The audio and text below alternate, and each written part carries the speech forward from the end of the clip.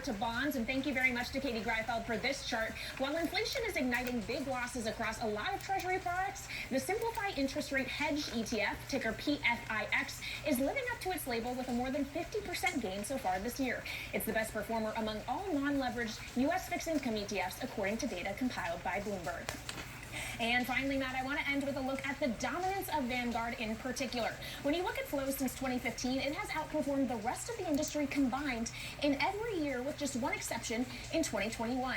Overall, in the last 6.5 years, it's pulled in nearly $2 trillion, while everyone else together has seen about $12 billion in net outflows. Those are pretty remarkable statistics, Matt. Yeah, absolutely amazing. And I've been watching the development for at least a decade now, especially with the ETF business. I want to watch somebody else who's made that his career. Eric Balchunas, he covers ETFs, of course, for us, with us every Monday, but every day, every hour. ETFs are just coursing through the blood in his veins.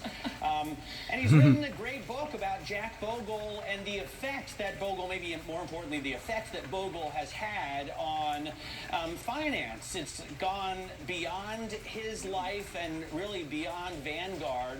And we also have Annie Massa here, a reporter who covers Vanguard and has read The Bogle Effect. It doesn't come out till tomorrow. The book doesn't come out, so you don't have to be embarrassed. I secured an advance copy. You got his copy? You got a copy.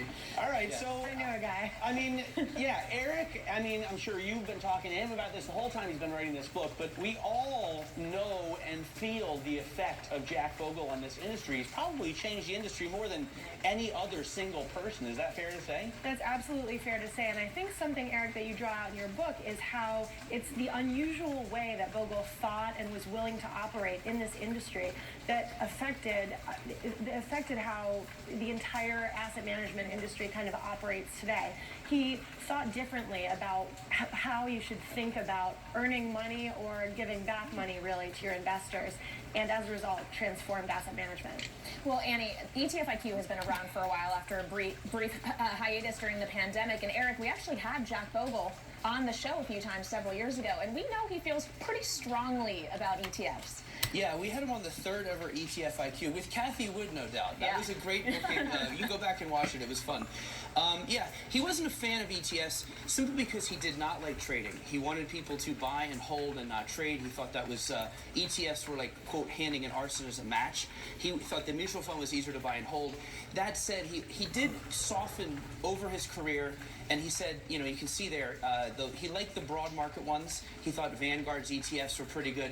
But what's fascinating about Bogle is even things he didn't like, he had a major hand in impacting. The first ETF SPY was launched with an expense ratio of 0.20%, because that's what Vanguard 500 index fund was trading at. So it started the ETF industry at a massive advantage. Had SPY priced at 80 or 100, we would not be sitting here today probably. So Bogle constantly ripped on stuff that he actually had a massive impact on. And this is something I saw over and over as I researched the book. Well, and obviously Vanguard is such a huge player, right? I mean, I've been at numerous ETF conferences with you and Tom that were Vanguard operations.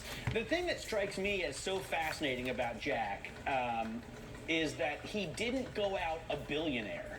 You know, and I wonder, what does the industry think about this? What does the newsroom think about this? Here's a guy who changed everything, really the way we think about investing, and could have easily made 10x or 20x what he left the world with. That's right. You look at Vanguard with over $8 trillion in assets today. It's the world's second largest asset manager. And really, for Bogle, who died with around $80 million, which is a lot of money by most people's standards, it's not really a lot by Wall Street standards, and relative to how much change he caused in the industry. So it's really his way of looking at giving back, putting money back in the hands of investors, constantly lowering fees that really brought him to that place. Well, so we talk a lot about the positive changes he helped inspire. There's some negatives, though, Eric. You pointed out customer service being maybe Vanguard's Achilles heel. Which is odd if it's customer-owned. Yeah, customer-owned, and the owners give themselves the worst service on Wall Street. Yeah, no, it's interesting. You know, Vanguard has built up so much goodwill by lowering fees, and their customers love them. But one of the parts of the book, I try to show you the whole picture, is customer service. They get bad reviews on Yelp. Even the Bogleheads website kind of was frustrated with the long wait on the phone, how they were treated. And again, remember, Vanguard has a 27% market share, but they only take in 5% of the industry revenue. And that partially is part of the problem. If you charge such low costs, there's not a ton of money to do stuff with. But they do say they are dedicated to fixing this issue. But we'll see. It's definitely something to watch. It is their Achilles heel if they have one. All right, I'm really looking forward to reading the book because I did not secure an advance copy. So thank you so much to Bloomberg's Andy Massa, who did, for joining us. And of course, check out Eric's new book, The Bogle Effect, out tomorrow. This is Bloomberg.